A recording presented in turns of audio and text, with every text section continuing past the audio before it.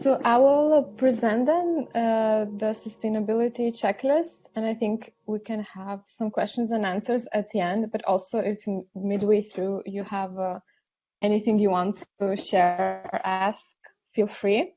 I will try to run a video that we have done to help promote the checklist.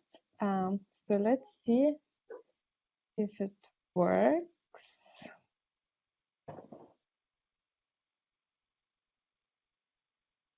Actions in this against the lack of action by the government in over 160 lawsuits have been initiated in Europe, Latin America, and North America. Countless personal and organizational initiatives are taking place all over the world. Young people's concerns are well known. Climate change leads to water scarcity, natural disasters, extinction of species and the loss of biodiversity, pollution, and the overall degradation of the Earth's ecosystem. Marginalized and vulnerable communities are especially affected, since those with the fewest resources face the most difficulties in adapting to climate-related change. The UN Refugee Agency estimates that around 20 million people are forced to leave their homes each year due to climate changes. These effects are so far-reaching that they can compromise achieving most of the other UN Sustainable Development Goals related to poverty, hunger, health, education, water, and peace. So what can be done? It's undoubtedly essential to advocate for system change, increased financial accountability, and regulation of the largest polluters. Yet, making environmentally conscious choices as individuals and organizations is just as important. Youth organizations and youth workers have taken multiple steps to address climate crisis. Some changed their statutes, made new rules, and led educational initiatives for their own teams and volunteers. We, at the EU Council of Europe Youth Partnership, have spoken with them, reviewed and reminded their guidelines, policy documents, and recommendations to share some of the best practices with you. The resulting sustainability checklist includes 77 boxes to tick. It covers topics such as education, teamwork, accommodation and venue, food and consumables, transport, printing and paper, welcome packs and promotional gifts, buying fair trade, and reducing our digital footprint. Select those that fit your project and context, and bring to the heart of your activity. Green is a continuous process, requiring creativity and adaptability while making the best choices for the future of humanity and our planet. Check out the sustainability checklist and join us in the greening of the youth. So the sustainability checklist was guided by the EU Council of Europe Youth Partnership and was coordinated in cooperation with a task force on greening the youth sector of the Joint Council on Youth of the Council of Europe. And it was meant for youth organizations, youth workers, and also some decision makers and donors when funding sustainable projects and investing in initiatives run by young people. So methodology included several stages. The first one was looking into the existing literature, guidelines, and existing best practices that youth organizations are using. We reviewed 11 of them to prepare the first draft to share with the organizations. And then we ran Zoom consultations where youth representatives could join and feedback on our draft, highlighting certain areas and discussing what perhaps could be improved. And as a result, the checklist ended up with quite intersectional background, 9 areas of action overall, multiple did you know facts, and 81 boxes to tick in self-evaluating if your activity is sustainable. So a bit about the intersectional approach and the background. So we looked at climate, youth, and human rights, noting that effects of climate crisis negatively impact the mental health and physical health of young people, including exposure to environmental toxins and related illnesses, and that it was also among the most cited issues by the young people. We also know the largest mass protest for action on climate history, with over 2,000 events in over 160 countries, and the climate lawsuits, which have been shortly mentioned in the video. So, for example, young people in Portugal who submitted a claim to the European Court of Human Rights to force 47 countries to stop fossil fuel extractions. Colombia, where young people's lawsuit claims that deforestation in the Amazon threatens rights to a healthy environment. And Germany, which actually had a successful outcome already, where following a complaint of 9 activists, many of them young, the Constitutional Court ruled that the country's Climate Protection Act should be improved.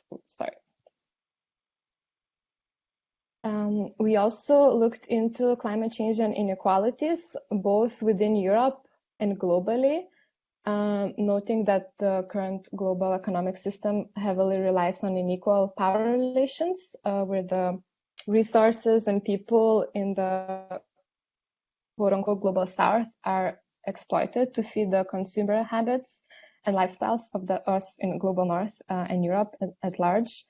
And for example, that the European Union currently imports 43% of its products. And this sort of offshoring of environmental damage to other regions. So, for example, having them clear their forests to prepare supply to be exported to our region has come to be known as climate colonialism. And it's within the EU. We also looked at the topic of environmental justice, and just to read a quote, that environmental racism, which is the disproportionate impact of environmental hazards on people of color, must be addressed if we are to move towards environmental justice. And the checklist does include some background on that. Of course, a small question, not so small perhaps, to be debated is, should we feel responsible? Because 71% of global industrial greenhouse gas emissions are caused by 100 corporate and state-owned entities. However, we still want to make our part in creating healthy and sustainable environment for ourselves and future generations. This does not mean, of course, that state and multinational companies should not be further strongly regulated, and it's not just for the youth sector to save the earth. So I will just quickly go to show how the checklist looks, besides the background that we went to. So the first part is teamwork, where we encourage people to look and decide together within the team which principles make sense in the given context, considering the groups of young people that are being engaged. Also, some tips on choosing the best accommodation and venue. So, for example, looking for green certification or choosing a venue that has energy and water conservation program. And some sustainable venue examples, as well as how to be sustainable while using the space. So, for example, avoiding unnecessary heating or unnecessary air conditioning, etc. We have a quite heavy section on food and consumables, noting that diet is a way of contributing to sustainable development, and some facts on how different diets contribute to climate in a different way.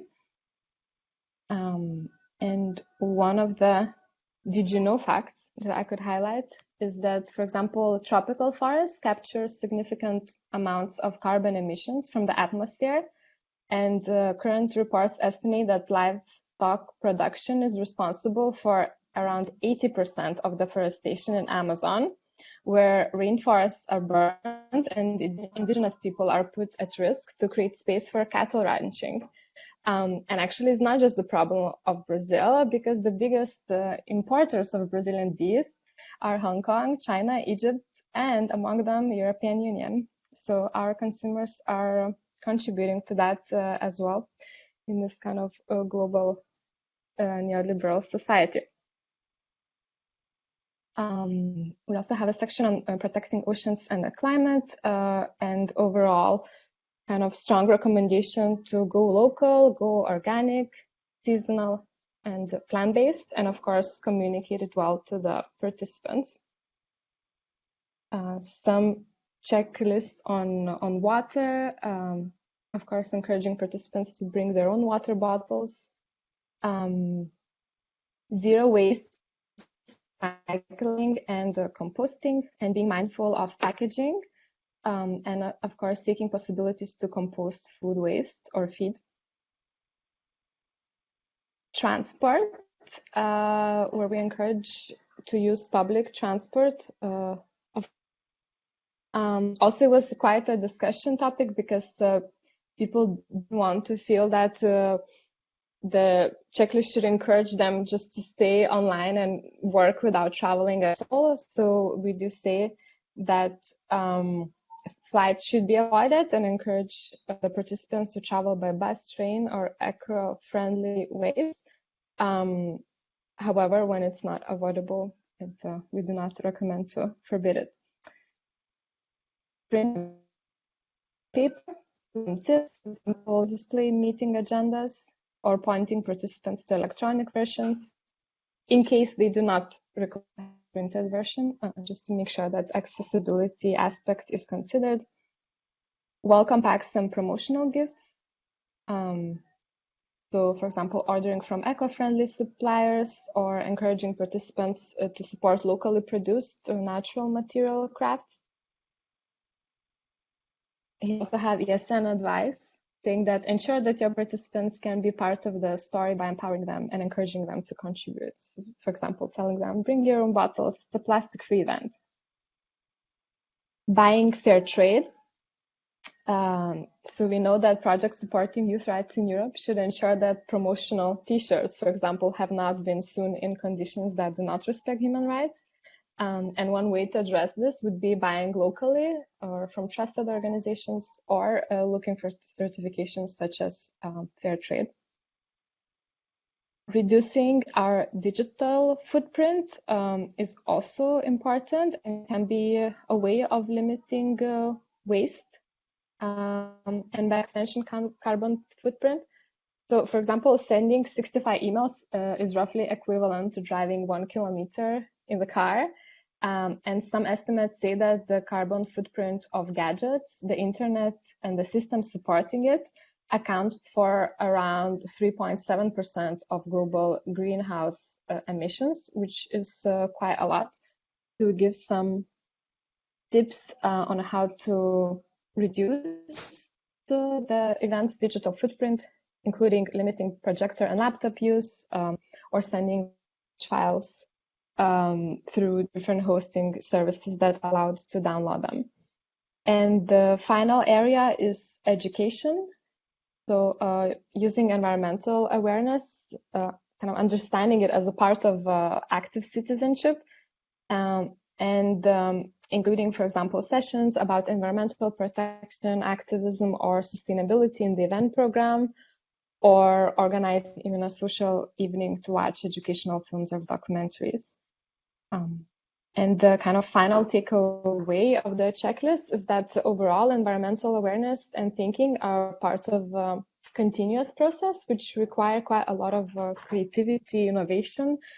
So the checklist is there to be used voluntarily, to be adapted to local context. And we hope that each organization will find them helpful.